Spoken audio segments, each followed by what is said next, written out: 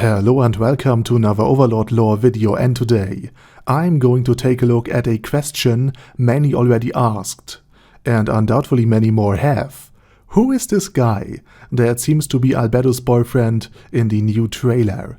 Because as it turns out, his appearance apparently irritated quite a few people. And let me just say, get used to it. But before we're going to take a look at that guy, let's take a look at my Patreons and thank them for supporting this channel, as well as our users of the YouTube thanks function who made one-time donations. Now with that said, I also give you a spoiler warning, for this guy will be very important in the 5th season and already quite important in the 4th. Okay, spoiler warning is over, let's get to the topic. And this guy is called Philip, the third son of a minor noble. And he is leading a newly emerging faction of noblemen in the Kingdom of Ties. But in order to understand why he becomes important, we have to take a look at Einsulgon's thus far greatest massacre, the summoning of the Dark Young, children of a Lovecraftian god, that completely destroyed the armies of the Kingdom of Ties. Out of 260,000 men, 180,000 died or went missing in action, with many more suffering from extreme fear and stress afterwards. This was not only extremely bad for the peasantry, who made up the bulk of the forces, but also for the noble houses of the kingdom. See, prior to Einsulgon's participation, the annual wars were seen by many noblemen as not so much as a threat, but essentially as a big but also very low intensity skirmish that would enable any participating nobleman to get a battle record to prove that one has actively participated in a, albeit a very safe war, or even multiple ones.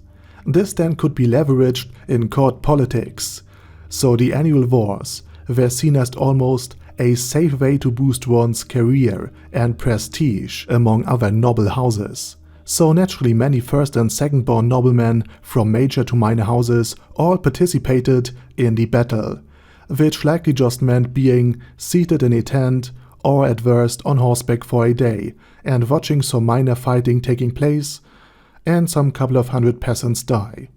But of course, the last war went different, and therefore many major and minor houses lost their first and second born sons, which means that the third and fourth born sons, who likely never received a formal education, or much of daddy's attention, or even a warm meal and medical care that went beyond some herbal medicine, are now the sole family heirs, and therefore all of a sudden quite important. Now I should also probably explain why so few resources and training were spent on third and fourth born sons.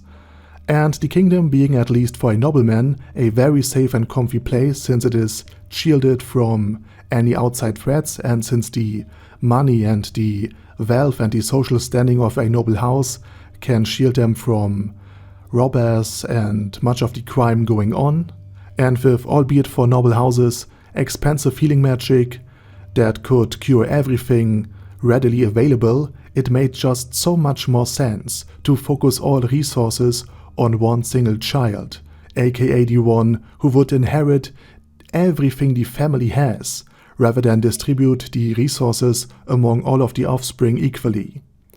But once a sizable portion of these highly educated noblemen died, their far less educated little brothers had to fill up the gap they left. But because they were neither trained nor educated, nor did they even thought that they would be the heirs of their fathers, it meant that now a large and very political inept faction has formed in the kingdom, while the royalist and the aristocratic faction were still licking their wounds. And this faction was an ideal candidate to be manipulated by Nezuric, and to be more precise, by Albedo, via Hilma, one of the executive members of the Eight Fingers, and Hilma was tasked with choosing the most simple, naive, and incompetent leader among all of these third-born noblemen that she could find, in order to form and control this third faction. And she had chosen Philip, a man truly overqualified in being a fool, without any understanding about politics, intrigues, court politics and diplomacy.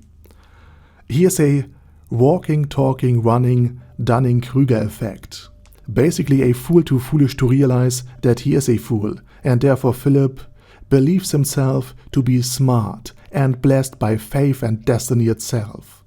And Albedo then had to interact with this greatest of fools, after dancing with Philip, after being asked by him, which was a great breach of all manners of diplomatic, political and courtly rules, because Philip was just a minor nobleman, and Albedo the de facto prime minister of the Sorcerer Kingdom. The two went then to Hilma, who, as an executive member of the Eight Fingers, still held immense monetary and political power, and thus financed and hosted the third forming faction, so that Philip could take charge of it. For a price to be later paid, of course. And during this time, Philip not only touched Albedo, but also planned, and luckily he only revealed this plan to Hilma, that he wanted to marry Albedo. He planned to wed the Prime Minister of the Sorcerer Kingdom, because he was just that delusional. And Albedo later made her own disgust known to Hilma, who remember had chosen Philip to be the leader of the third noble faction, and that's why she is so scared of being thrown into the cockroach pit on the second floor of Nazarick again. That's why she now fears that the cockroaches will once again slide down her throat and eat her repeatedly from the inside out, because she saw how disgusted Albedo was from a mere touch of this very fool, and therefore Hilma did not dare to even tell Albedo that Philip planned to eventually marry her. So to answer the very question in the video title, this is a delusional minor noble guy that thinks he will be Albedo's boyfriend, lover, and eventually husband. And believe it or not, this wasn't even his greatest misjudgment. And with that said, I say thank you very much for watching, and special thanks to Bad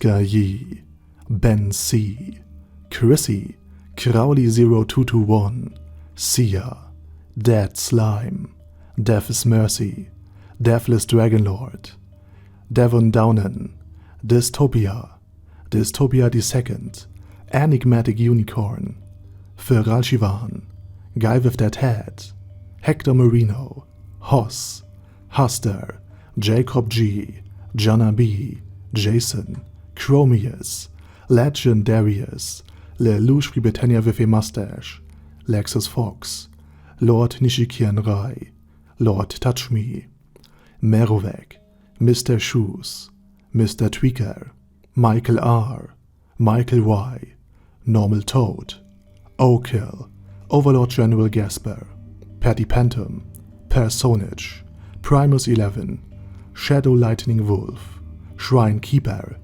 Staris, Ted, Texas Deer, The Orc Warboss, Rocket Smasher, T.E. Wang, Vash Hawkeye, Vegito 27, Venture Fanatic, Wilhelm, and Zonegon. Thanks guys. Anyway, have a nice day, and I hope to see you all again soon under my next video.